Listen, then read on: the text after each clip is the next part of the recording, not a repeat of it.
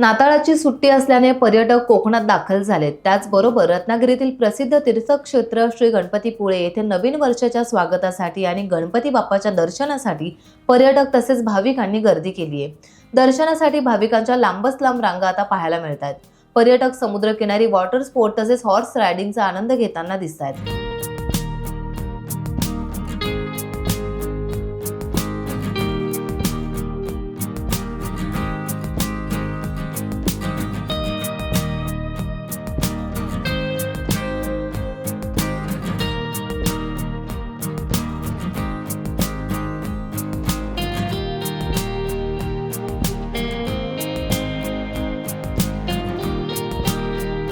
पर्यटकांमुळे गणपतीपुळेमधील सर्व हॉटेल्स आता गजबजलेली दिसतायत।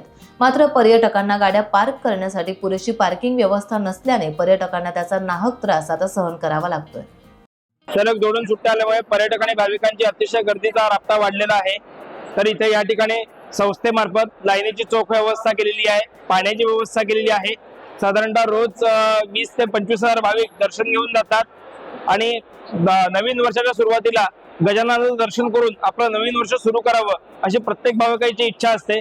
त्यामुळे साऱ्याप्रमाणे यावर्षी सुद्धा 20 ते 25,000 भाविक प्रत्येक दिवशी दर्शन करून श्रींचा प्रसाद घेऊन नवीन वर्षामध्ये नवीन संकल्प करून या ठिकाणी येऊन जात आहेत।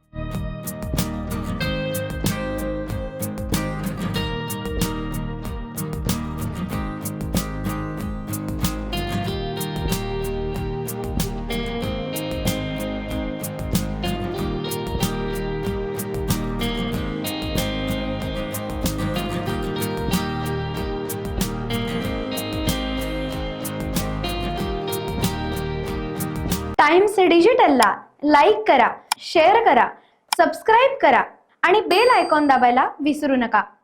Times digital.